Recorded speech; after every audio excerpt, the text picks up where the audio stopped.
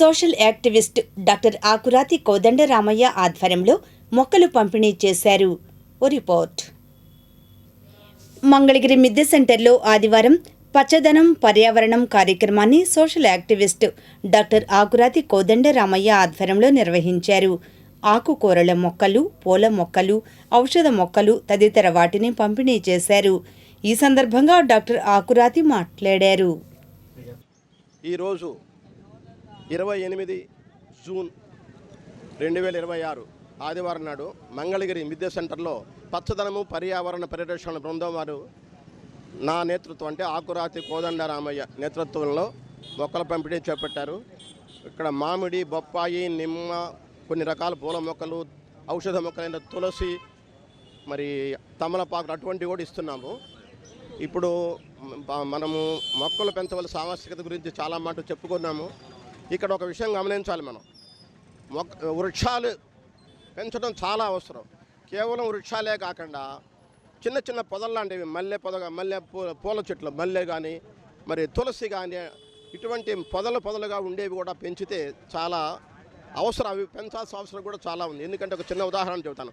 1 ఎకరం విస్తీర్ణం ఉన్న నేల తీసుకున్నాం అనుకోండి, దాంట్లో ఒక 100 వేప చెట్లు ఉన్నాయి అనుకోండి, దానికి కొంచెం దూరంలో మళ్ళీ ఇంకొక ఎకరం విస్తీర్ణంలో 100 వేప చెట్లు ఉన్నాయి. వాటి మధ్యలో మల్లెపూలు అటువంటి పొదలు ఉండే మొక్కలు, పూల మొక్కలు కానీ ఇతరత్ర మొక్కలు ఉన్నాయి అనుకోండి, అప్పుడు ఎక్కడ వేడి తక్కువ ఉంటుంది, ఎక్కడైతే వేప చెట్లతో ఈ పొదల మొక్కలు కూడి ఉన్నాయో, చిన్న చిన్న మొక్కలైనా సరే అక్కడ ఉష్ణోగ్రత బాగా తక్కువ ఉంటుందని, దీనికంటే తక్కువ ఉంటుందని గుర్తించారు. కాబట్టి వృక్షాలే కాదు, చిన్న చిన్న మొక్కలను కూడా మనం మరి తృణీకరించకూడదు.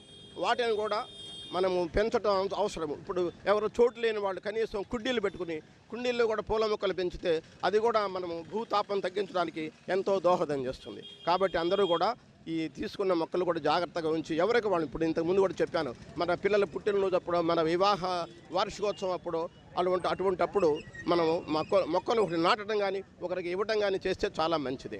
మన ప్రీతమ ప్రధానమంత్రి మోడీ గారు చెప్పారు, మాకి నామ్ పే ఏక్ పేడ్ అని, అంటే అమ్మ పేరు మీద ఒక మొక్క నాటండి అని. కాబట్టి ఆ నినాదాన్ని మనం ఫాలో అయ్యి ఇప్పుడు పెరుగుతున్న భూతాపాన్ని తగ్గించి మానవాళికి మేలు చేయాలని కోరుతున్నాను.